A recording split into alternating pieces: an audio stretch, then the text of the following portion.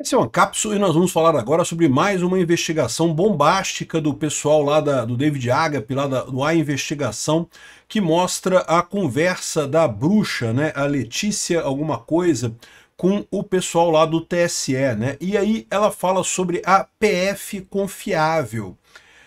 Pois é. Bom, eu fico até feliz com isso, tá? Porque é lógico, se ela chama a PF confiável de PF confiável, é porque existe uma PF que ela considera não confiável, que devem ser as pessoas honestas na PF, né? Eu imagino isso, né? Ou seja, essa é a situação e parece que eles estão brigando nisso daí. Não deixa de ser uma boa notícia isso daqui, embora exponha mais uma vez o absurdo que é essa perseguição do Alexandre de Moraes e de parte da PF contra a direita brasileira. Vamos entender esse caso aqui. Essa notícia foi sugerida por Cagada Coletiva do Banco Master, William LF e várias outras pessoas. Obrigado aí ao pessoal que sugeriu notícias lá no nosso site, no visãolibertaria.com. E obrigado a você que está assistindo o nosso vídeo. Se você gosta do nosso conteúdo, por favor, deixe o seu like e se inscreva aqui no canal, né? Pois bem, o David Agape lançou mais uma reportagem aqui fantástica aqui sobre a conversa entre a tal da bruxa, que é a Letícia Salorenzo, né? A Letícia Salorenzo, ela, assim, chamá-la de bruxa não é uma ofensa, porque ela própria usa esse nome, né? Ela diz que é bruxa, né? E ela, esse vazamento do Eduardo Tagliaferro mostrou algumas conversas muito interessantes dessa história. Eu estou falando dessa reportagem aqui, Vaza Toga, a bruxa, o infiltrado e o delator, né?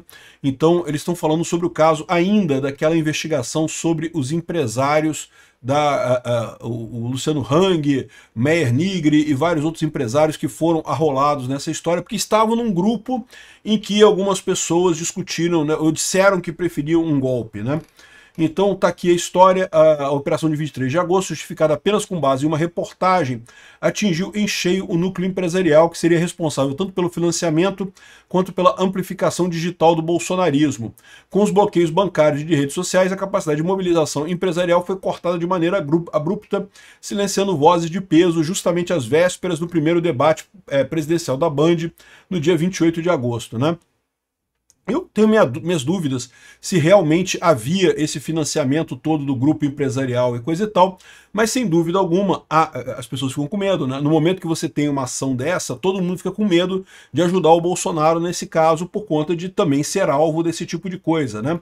Aqui, ó, a investigação contra os empresários só foi arquivada por Alexandre de Moraes um ano depois, já com Lula na presidência e sem absolutamente nenhuma acusação contra ninguém, porque não teve nada de errado. Então, mais uma vez, é um uso daquilo que eu falo para vocês, que é o absurdo que todo ditador usa, que é abrir um processo, abrir uma investigação, um inquérito e usar medidas cautelares para punir as pessoas durante aquele inquérito, né? E os milicos faziam isso, cara. O DOI-CODE era basicamente isso, abrir um monte de inquérito e usar medidas cautelares para punir pessoas aleatoriamente por coisas que o regime não gostava, por coisas que o ditador não gostava. Então, aqui, ó, o ministro concluiu em relação a 6 empresários, faltavam elementos mínimos e não havia justa causa para continuidade. Pois é, mas isso era desde o início, porque vamos combinar, o cara dizer que prefere um golpe do que Lula, você pode até discordar da opinião dele, é seu direito discordar da opinião dele, mas é a opinião dele, não tem nada ali de arrumar um golpe, coisa e tal, né? Parece que estão dizendo aqui que as redes sociais do Hang, o Hang e o Nigri ainda estão sendo processados, tá? O processo está em sigilo ainda, sei lá por que motivo, né? Aqui, ó, as conversas reveladas pela reportagem mostram que, diante da fragilidade da base probatória e da repercussão negativa da operação, Moraes pressionava seus assessores a produzir documentos retroativos. E aí que entrou essa história toda lá da Letícia Salorenzo e coisa e tal. A gente já viu essa história dos documentos retroativos, que é um absurdo isso daí. Mas o curioso é essa história aqui essa conversa aqui da Letícia Salorenzo, né? Aqui, ó. Parece que tem ataques ao Barroso também. O que vier é ótimo. Você consegue ver no celular do Nigri o que ele recebeu de Jair Bolsonaro e o que enviou em listas de transmissão? O Eduardo Tagliaferro fala, se receber o celular, sim. Vocês ficam com o celular dele, não?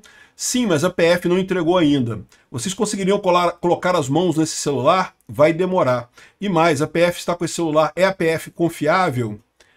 Ou seja, entenderam a história, né? É o que a gente está falando.